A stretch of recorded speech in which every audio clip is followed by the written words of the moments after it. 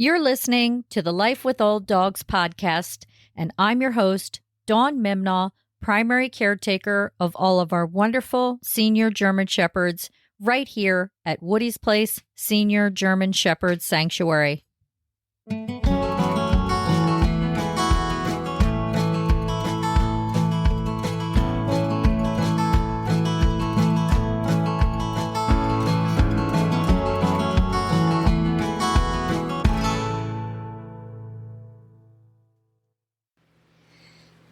Hey there, folks, and welcome back. Last week, we spoke with Deanna Sakic of Animale Sanctuary, and she filled our heads full of wonderful tips and advice about her sanctuary life. And this week, we're gonna talk about Woody's Place Sanctuary life. Now, when I say that, that's what this whole season is about, sanctuary life, and that encompasses a lot of things. But this week, I just want to start with the basics and kind of follow in Deanna's footsteps. She talked about what her sanctuary life was like from A to Z. She gave us a really good overview of it, and I'm going to do the same thing this week for sanctuary life for right here for Woody's Place. So a typical day for me looks like getting up early and going to bed late. There's a lot to do, make no mistake about it. And as Deanna and I talked, it became more and more clear that if you are going to get involved in any sort of sanctuary life, whether it be with dogs or horses or goats or whatever, you absolutely have to love what you are doing. You have to love it because it is going to be 24/7. It is going to be like your right arm. You're going to take it with you everywhere you go. And the reason I'm talking about this and starting out here is because I do get asked often, what's it like to have a sanctuary? How did you start a sanctuary? I want a sanctuary. Do you make money off your sanctuary? I get asked all these questions. So I realize it is about the senior German Shepherds I serve, but it's also about having a sanctuary. People are fascinated by this. And so I just want to touch base on it and really shed some light on the fact that it is truly a labor of love. I've said this, I don't know how many times. It is something that you're going to feel so much joy over. You're going to feel so much sorrow over. You're maybe even going to feel a little regret over. At times you're going to resent sanctuary life, kick, scream, holler, I can't do this anymore. But then 5 minutes later, you're doing it again, because it truly is a way of life. So my typical day looks like getting up early in the morning. I don't need an alarm clock. I haven't needed an alarm clock in I don't know how long, decades. The dogs get me up. And the dogs are very, very regimented. They typically start stirring right around 6:15, 6:30. Sometimes I don't want to get out of bed. Sometimes I won't get out of bed until maybe 7 on a weekend. I have spinal stenosis and I have arthritis and my back hurts a lot of the time. And first thing in the morning is really rough. I feel for these dogs. I really do, because they're loaded with arthritis and aches and pains. And so, it takes me a little time to get out of bed sometimes. But for the most, 5 days a week at least, I am up when they get me up right around 6:15, 6:30.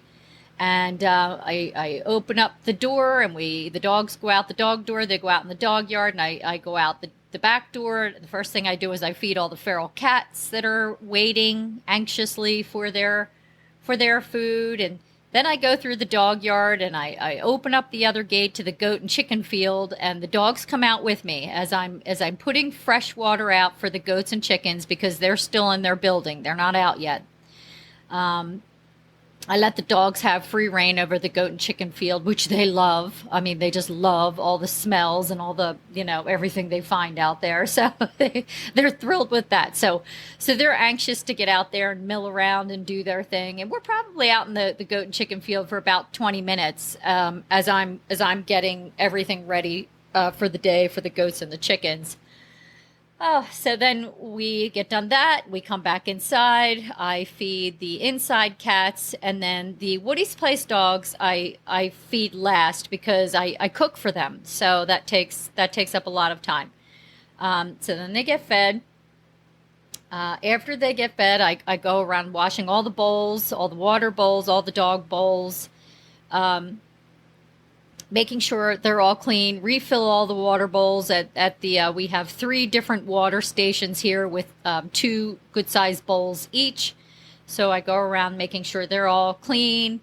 At that point, if any beds need to be washed, if someone's had an accident, or if it's just, they're looking nasty, I start doing loads of wash. And then after that, I start getting myself together for the day. And believe it or not, at this point, it's typically right around 9 a.m., 8:30, 9 a.m. And then I start with my work day because I do have work. So I haven't exactly found the magic ticket yet, the golden ticket, if you will, for how to pay myself to be the caretaker of Woody's Place. I do run the shepherd shop. That's my gig, and any money from there is supposed to pay me. But a lot of the times it goes right back into the sanctuary because donations have been hard to come by with COVID, and that happens. Donations. The volume of donations ebbs and flows. So I end up putting a lot of money into the sanctuary. So that's the answer to the first question that I get asked frequently. How much money do I make from the sanctuary? It's a big fat zero. I don't. Now, like I said, at some point I'd like to be able to pay myself even a small salary, but right now it just hasn't happened. So, if we were to receive grants or something along those lines, then, maybe we would have a cushion for donations and I'd be able to pay myself. But we haven't been very successful with grants. Just like Deanna was saying in the last podcast, grants are far and few between for older dogs. For us anyway. I mean, there's not too many grants out there available, and the ones that are, it's like trying to find a needle in the haystack. Everybody's fighting to find it. So to get it, it's just not, I don't put any time and resources into it anymore because we used to. I had someone trying to write grants for us and I thought they did a fantastic job, but we weren't getting anything. So why waste my time? Why waste anybody's time and resources is the way I look at it. It's like winning the lottery. I'd rather figure out another way. So we don't waste our time with that. Okay, so I run the shepherd shop. I am able to pay myself a little bit from that. But primarily, I am a loan signing agent or a notary signing agent. So basically, I'm a notary. I can do, I can notarize a document for you, but I really don't do that. I am trained to specialize in real estate paperwork, real estate documentation. So when you go to buy a house, there's a ton of paperwork at the closing that you have to sign, and my job is to explain to you where you're supposed to sign and what it is that the documents are, and then I notarize the fact that you are who you say you are and that you are the one actually signing the document. So That's my 9 to 5 job, if you will, but really it's like 8 a.m. sometimes to 8 p.m. at night with breaks in between. And it can be 5 days a week. It can be 6 days a week. Sometimes it's 3 days a week. So it all depends on how many closings I have.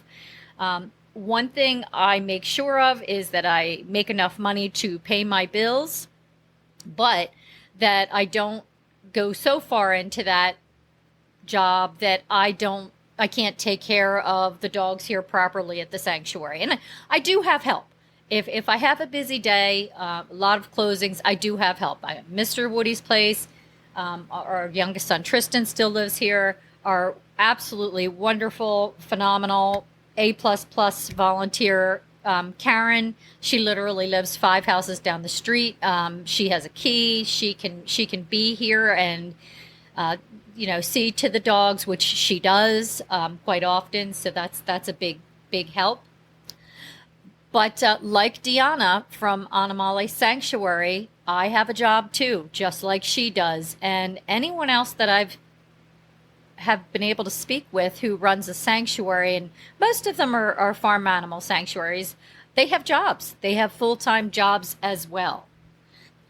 So no, you're not getting into sanctuary life or a rescue for that matter, thinking, I'm going to make money. This is going to be my full-time job.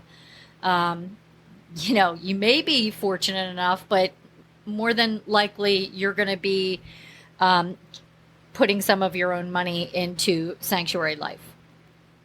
Okay, aside from work, my typical day, I do a lot of walking, a lot of dog walking. We take a lot of short, frequent walks here around the sanctuary, and we have several acres here, folks. So we have fields and we have woods and we have trails through the woods, and the dogs love it. They love it. They can, and we're fenced in, so they can pretty much go wherever they want, but they're never out unsupervised. I'm always out with them, or somebody's always out with them. We don't ever just open the door and say, hey, have at it. No. Things happen.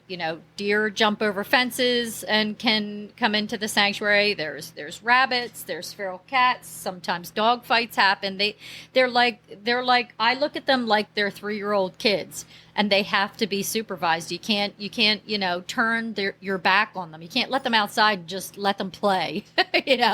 Unless they're right outside in the dog yard, which I can look out the window and see what they're doing and open the door and in 2 steps be in the dog yard. So that's a different story. So we take lots of short, frequent walks.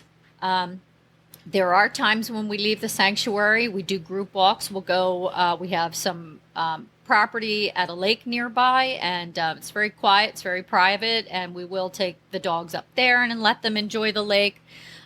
We take them to the park down in town. Town's only about a quarter of a mile away from here, and it's a very quiet little country town. I mean, there's not even a light. There's a blinking light. There's one light. It's a blinking light. So, it's blinking red on one side, yellow on the other. So that's about the size of the town. It's like teeny, teeny, tiny. But the township put a lot of money into the park down there, and it's absolutely gorgeous. And there's a big walking trail down there that's well maintained, and good majority of it goes right alongside of the Wallenpaupack Creek, and it's in the woods, and it's perfect for the dogs who can walk that distance. So we like to get them out of here, get them in new areas, smell new smells, see new things. There are times when we'll load 2 dogs up at a time, and we'll take them up to Tractor Supply and, let them walk around inside the store, and, they get bored. They get bored, and they want to do other things and see other people. So we do that as well. Another part of my typical day is brushing. Man, there is a lot of brushing. Brush. We just had a volunteer meeting here on Tuesday morning, and one of our volunteers she hasn't seen the dogs in a long time. She has, her husband has some health issues, so she hasn't been able to be here in a while, and she was just so happy to see the dogs, and we were thrilled to see her, and She said, wow, the dogs look amazing. They look fantastic. Well, you know, they're getting lots of home cooked food. They're getting the exercise that they need. They get bathed regularly and they get brushed regularly. So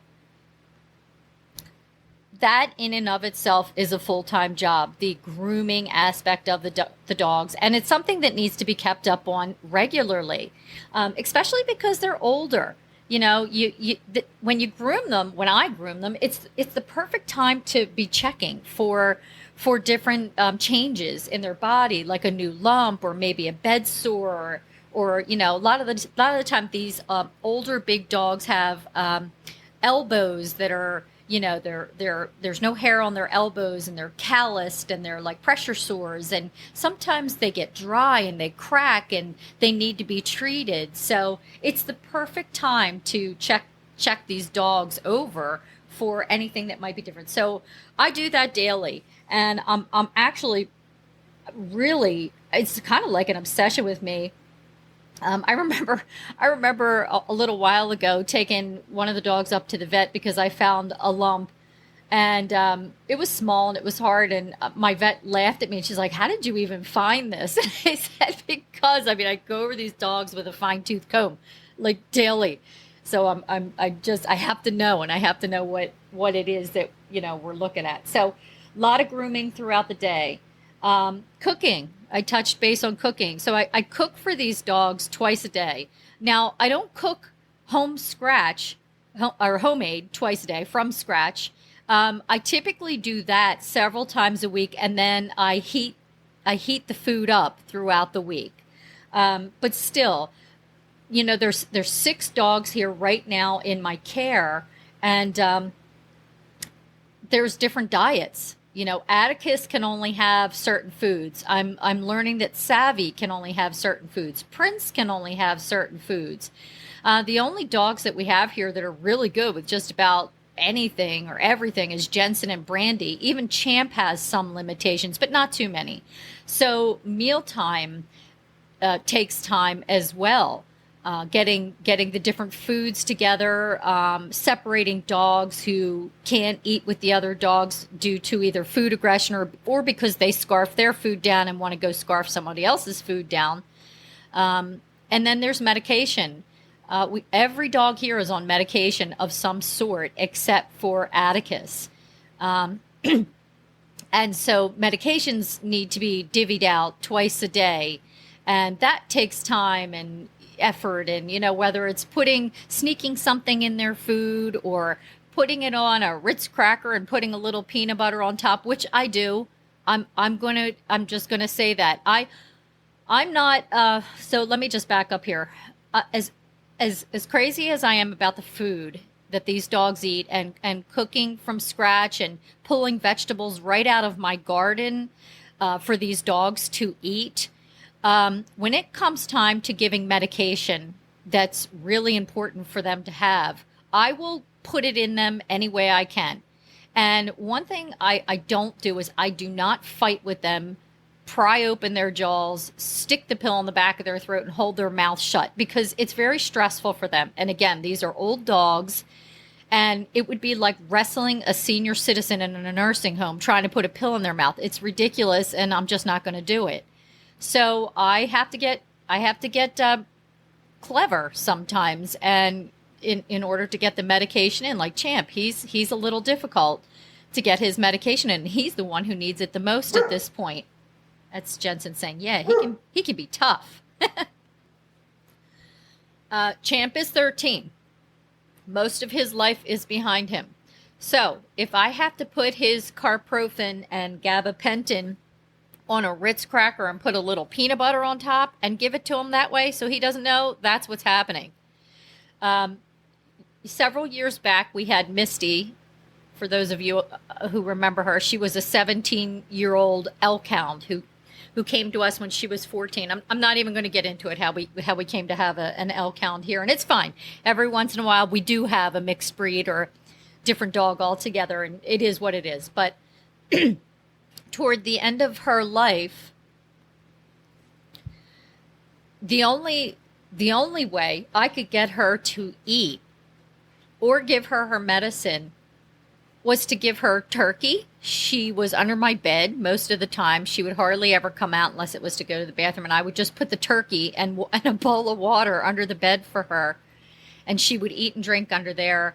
And the only way I could get her to take her medication was to my Mr. Woody's place is a junk food junkie. So there's always junk food here in the house, unfortunately. And one of the things that he really likes are little powdered donuts or little glazed donuts, like the little donut holes.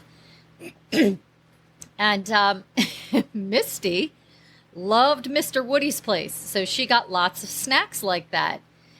The only way I could get her to take her medicine was to give her her medicine in a little glazed donut hole or a little powdered donut hole. And it concerned me, because she was such an old girl, and I just worried. And so I had her at the vet one time, and I was telling the vet about it, and she laughed, and she said, what difference does it make at this point? I mean, she's 17 years old. Give her whatever she wants. So that's what happened. And the last few days of Misty's life, she was eating donut holes. That's all she would eat. She wouldn't eat anything else, just donut holes. And I'm not proud of that. But I am a realist, sorry. And I'm being realistic. And if that's all she would eat in the last few days of her life, who cares? Right? So as crazy as I am about the food, when it comes to medication, I will do whatever it takes to get the medication in them without prying their jaws open and shoving it down their throat. I won't do that. So that takes a little time sometimes, making sure medication is dispensed and given to whichever dogs need it twice a day. All right, another part of sanctuary life is, there's a lot of cleaning. There's a whole lot of cleaning. So if you're not someone who's into cleaning, I would suggest not having a sanctuary, because you have to be clean. These animals can't live in a dirty environment. It would expose them to too many different things that could jeopardize their well-being. I mean, a lot of them, their immune systems aren't, what they were when they're younger. And if you're in a situation where they're laying on dirty beds that somebody might have pooped on the night before, and you picked up the poop, but you didn't wash the blanket, and now here's another dog laying on it, and then they're exposed to, feces particles. That's not happening. The same with the floors. If somebody has an accident on the floor, maybe pees a little, like Champ, he's to the point of his life now where he dribbles a little when he's sleeping. He doesn't even know it. I mean, again, he's a 13-year-old dog. And yeah, sometimes when they get old like that, they become incontinent to a certain degree. I mean, it could be serious. It could be really serious where they require medication, or it could be, it could come out like when they're straining to get up off their bed, or maybe they didn't pee all the way when they were outside, and then they come back in and they're laying in the bed, and they pee a little bit more while they're laying in the bed. You can't have dogs laying in stuff like that. You just can't. The other thing is hair. You don't want hair all over the place. I mean, vacuuming gets done here regularly. I vacuum really, really well every 2 days, and then in between I have a robotic vacuum cleaner that goes around and does its thing. I'm often taken back when people come here for the first time, and within the first half hour, I've had people say, "I can't get over how clean it is here," and I get a little bit insulted, like, I'm sorry. Yeah, we have all these animals, but what, are we supposed to live like slobs because of it? Like, I don't know. I never know how to take that, because I just think you should have a clean environment, not only for yourself, but for these animals as well. It is a sanctuary after all, right? And, a sanctuary it's not a dirty place in my mind. In my mind, it's a clean place. But I'm not perfect. There are times when there's hair on the floor, or I'm drinking my coffee and a hair floats in there, or poor Mr. Jensen here might have had an accident, the night before, and I clean him, but I didn't get it all, and I don't notice it right away. And then when I finally do notice it, I clean him, really, really well. There's other times when Prince has been out in his pool and he's all wet, and then he comes inside and he accidentally brushes up against, the wall, and then there's wet dog body mark on the wall, and I don't get to that right away. So yeah, my place isn't perfect, but it is clean. And the sanctuary, for those who don't know, it is my home. I've said this before, but if this is your first time listening, the sanctuary actually is my home. It's a really good size house, and there's plenty of room for the dogs, for us, and even the cats. I mean, it's just this ridiculously long house. So there is plenty of room for everyone. In the future, I'd like to have a different situation. Within 5 years from now, I picture Woody's place being something totally different structure, totally different setup. But backing up, okay, so there's a lot of cleaning, a lot of cooking, a lot of cleaning, a lot of attending to the dogs, and work on top of that. Okay. So in addition to all of the hands-on stuff and having fun with the dogs, just petting them or playing with them and all that good stuff, there's also the administrative aspect of sanctuary life. There's constantly trying to find money to support the sanctuary. So always trying to find donations, and keep them coming in regularly and increase the donor base. That's a lot of work. That's a full-time job. There's the legalities of it, taxes, renewing insurance, making sure you have the best insurance policy that you can possibly have. There's advertising and marketing, which also is a full-time job. I mean, there are so many full-time jobs in sanctuary life. And when it's one or two or three people doing it, typically those people are overwhelmed. And I get overwhelmed a lot of the time. I get overwhelmed, and I've said this before. Sanctuary life is a pull. It's not a push. You have to want to do it. You have to love to do it. It's got to be ingrained in your body. It has to be innate. If you have to make yourself do something, any parts of sanctuary life, it is not for you, and it's not going to last, because even when it pulls you, you're still going to feel like quitting sometimes. You're still just going to be overwhelmed and want to, get in your car and just drive away and never come back. So you really, really have to love it. You have to have a high level of energy. I've mentioned this, I don't know how many times. I have ADHD, and this is perfect for me because I have a lot of energy. I mean, I go from, 6 something in the morning, and I'm typically still going at 12 o'clock at night, having to force myself to go to sleep.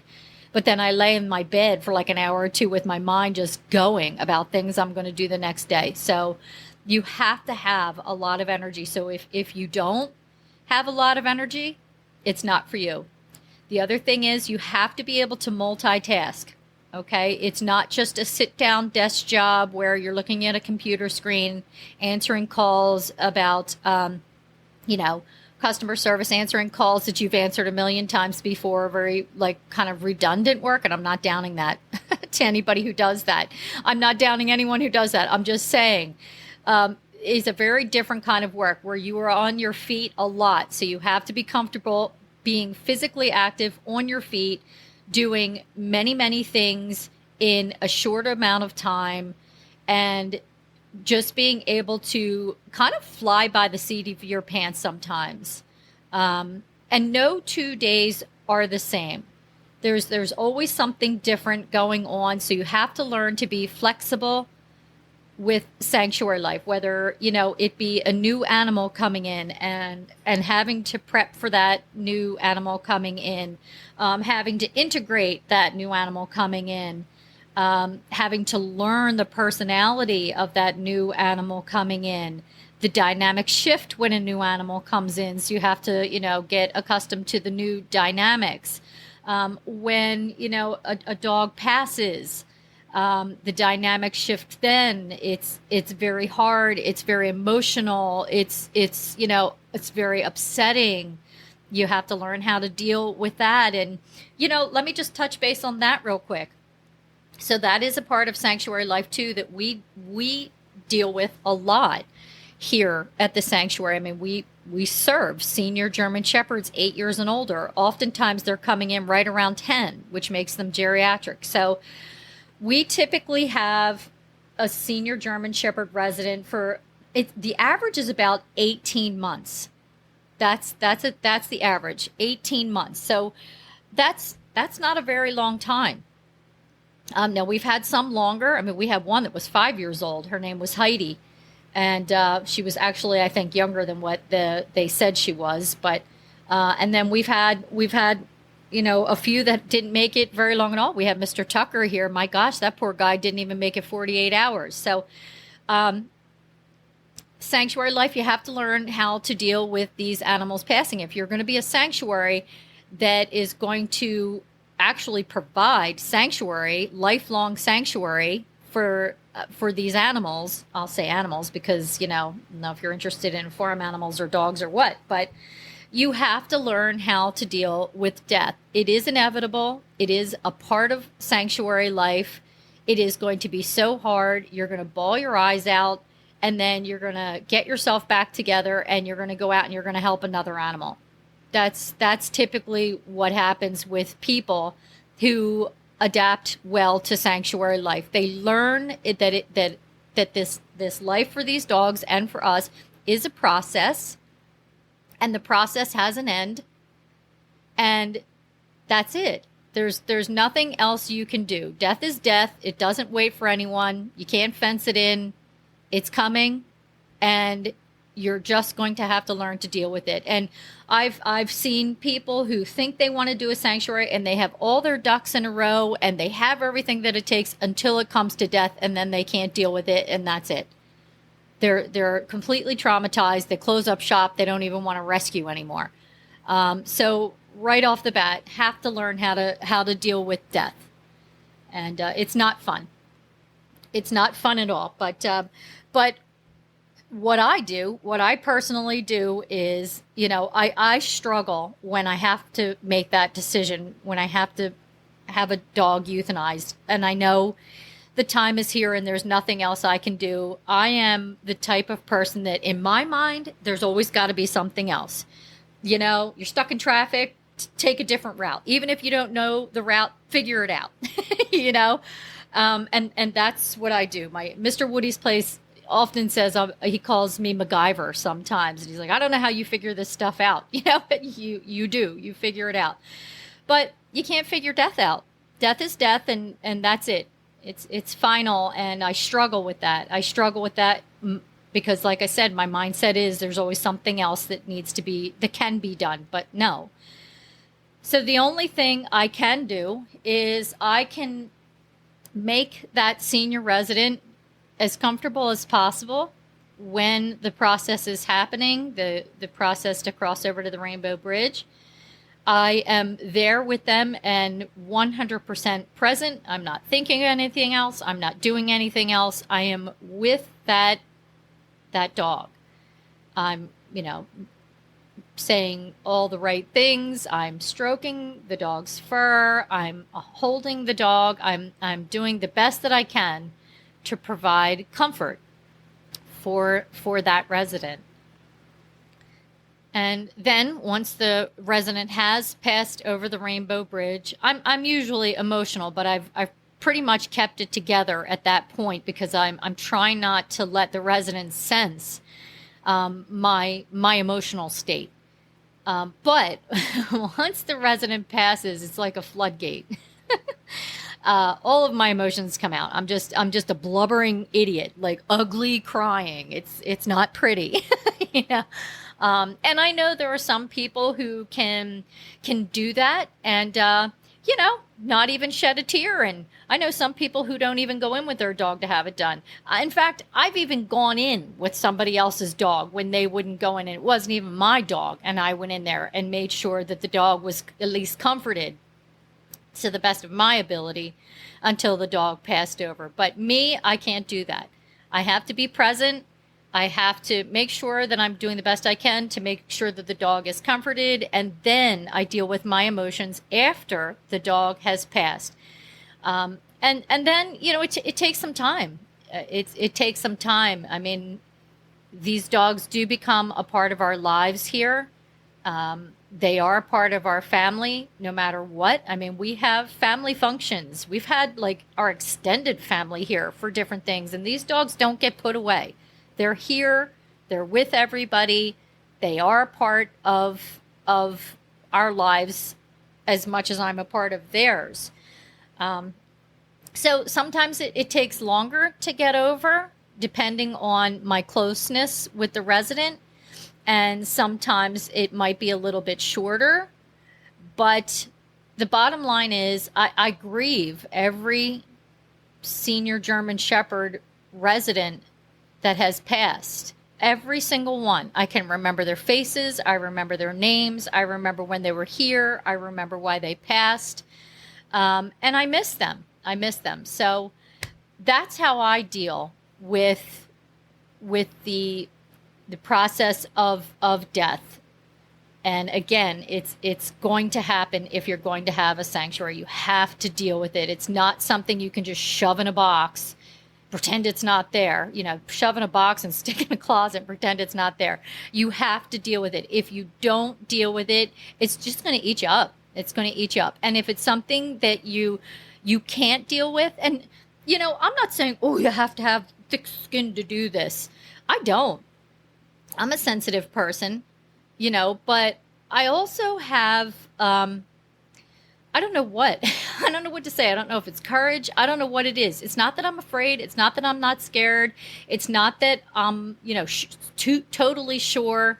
But I still have this persistence to move forward and deal with things as they come up, whether it's a comfortable situation or not. And you have to have that in sanctuary life. You can't, if you're afraid or if you're uncomfortable or if you're just not sure, don't do it. Don't do it. Because ultimately, once you start a sanctuary, these animals, it's like Deanna was saying, build it and they will come. I asked her, how did people find out about your sanctuary? She's like, oh, it's like, pretty much we hung a shingle and the animals just started showing up the next day because people started calling. And that's exactly what's going to happen. So then these animals depend on you. And they've been through so much. They're traumatized already. And they need to know that they can count on you once they cross, through your doorway. So if you're not sure that you can do it, I'm going to suggest just try fostering first, and foster for another organization first, and see if it's in your wheelhouse. Because that way, if you're fostering for someone else and it's just not working out, well, then they'll have another foster that animal can go to. But when you decide to hang your own shingle out front, saying, "Hey, sanctuary life here," you damn well better know that that's what you can do. Not only emotionally, mentally, physically, but financially as well. And another thing I wanted to touch base on is if you're married, if you're in a relationship, your partner has to be on board.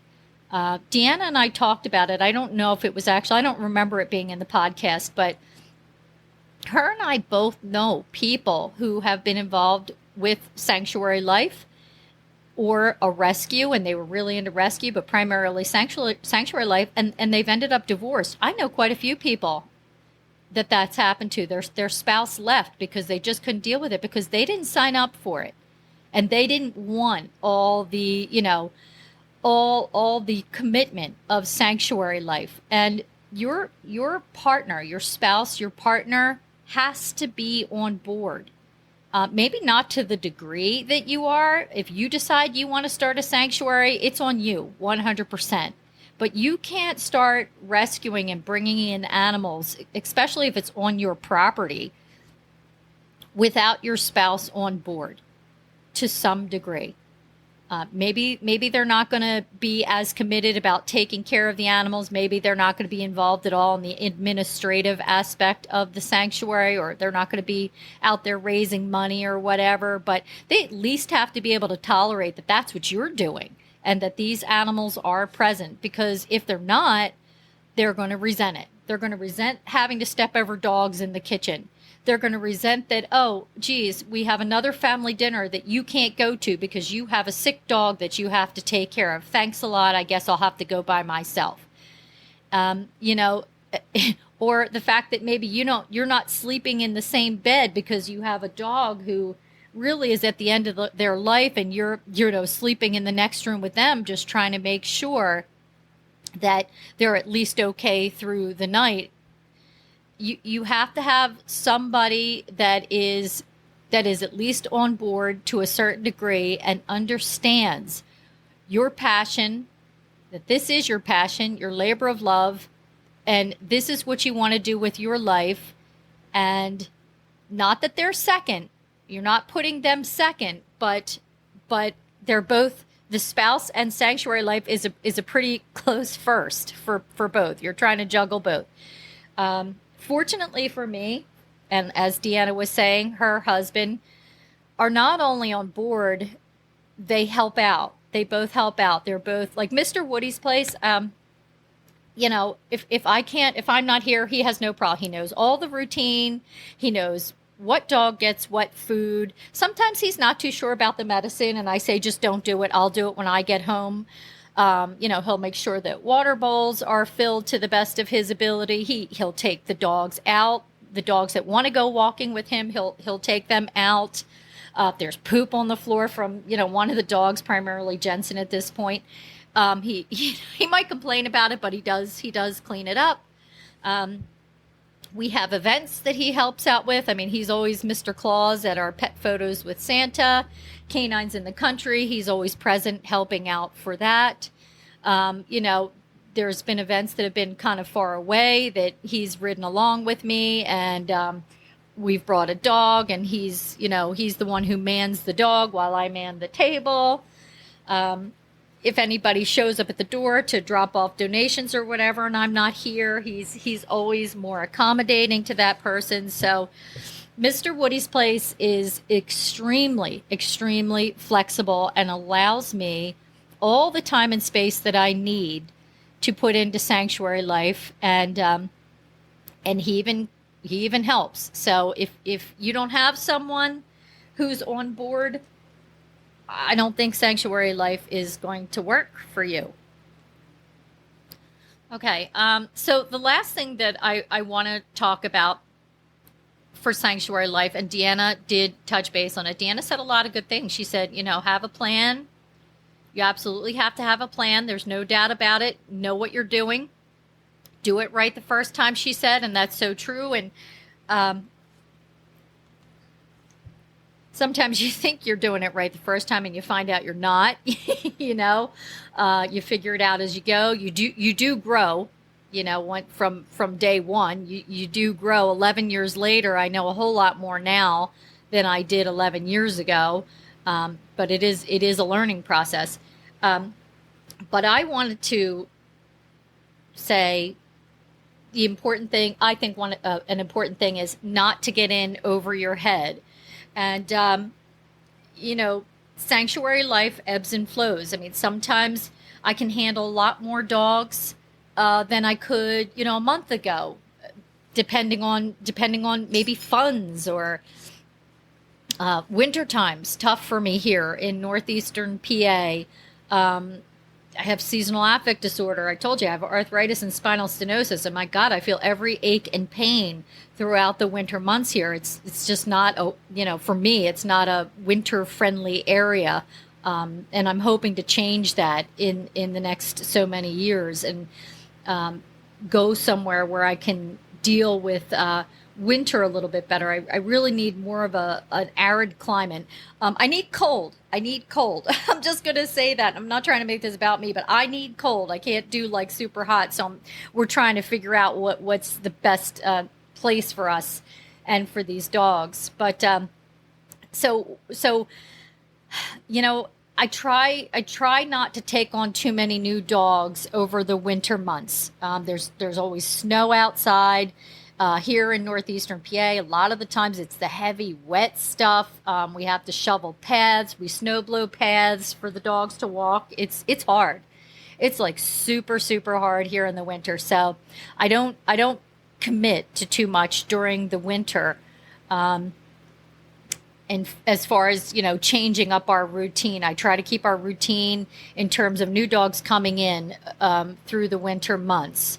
So commitment, it's important not to overcommit. You have to know what it is that you can handle, when you can handle it, and you have to be a good judge at knowing when you can handle like a new dog or how many dogs. And that's not just financially, but like I said, emotionally and physically as well too. And there's always going to be people, well-meaning people who will take this dog, we'll take that dog. Well, here, I'll pay for it. You take this dog and I'll sponsor that dog. And it's like, oh yeah, okay, great. You're going to sponsor the dog and I really appreciate it. But are you going to help? Because I can't right now. So there's always going to be people pushing you to do more, even though you're already maxed. You're already wearing 5 different hats, maybe even more. You're already going, 16, 17 hours a day. You can't possibly do any more without breaking. But there's always going to be those people pushing you, encouraging you, suggesting that you do more. And let me just say this. Don't do it. Again, they may be they may mean well, but they are often, as I've come to realize, the people who are sitting at home, not doing the same things that you do. In fact, doing a whole lot less than you do. And I get there's that expression, if you want something done, give it to someone busy. And when you're in sanctuary life or having sanctuary life or whatever you want to say, you are going to be a busy person. But you have to know your limits, because sanctuary life has a high burnout rate. And you don't want to burn out, again, because these animals are relying on you. All right. So Deanna said it, slow and steady wins the race. You're doing the best you can without overextending yourself. And that's a fine line. It's a balancing act. It really is. It does ebb and flow. All right. So that's all I have for today. That's not all I have for today. I forgot one more thing about sanctuary life. We have Life with Old Dogs as well. That's this podcast episode and our blog post, which I do myself. I do send this out to production, but I do everything else myself. So that's another aspect of sanctuary life for me. I know it's not the same for most. In fact, I've gotten a couple of emails now from several different sanctuaries saying, I've always wanted to do that. We've always wanted to do that. Can you point us in the right direction? And I do, because I just love, to me, this is about teamwork and working together. It's not a competition. And I absolutely love working with and helping other sanctuaries and rescues get their message out and move forward, make progression. So there we have it. That's it for today. All right. Thank you for tuning in. If you like what we're doing here, and I say we because I do have people doing production on this for me. So even though I'm recording, I do have people doing the production aspect of this for me. So if you like what we're doing, if you like sanctuary life, Life with Old Dogs, Woody's Place Senior German Shepherd Sanctuary, do me a favor. Please share this podcast. Please let people know about us. Please please subscribe, all that good stuff. And I never ask for this, but it is important to us to get our message out there. The more people know about Woody's Place Senior German Shepherd Sanctuary, the closer we're going to get to our big goal. And our big goal is to have an actual building, an actual building for Woody's Place Senior German Shepherd Sanctuary. We have some big ideas, and we're really, really hoping to fulfill these big ideas and be able to take on more senior German Shepherds in need and provide them with the best life they can possibly have while they're here with us. So please like, please subscribe, please share, please let others know about Woody's Place Senior German Shepherd Sanctuary and Life with Old Dogs. All right, folks, until next time, be well.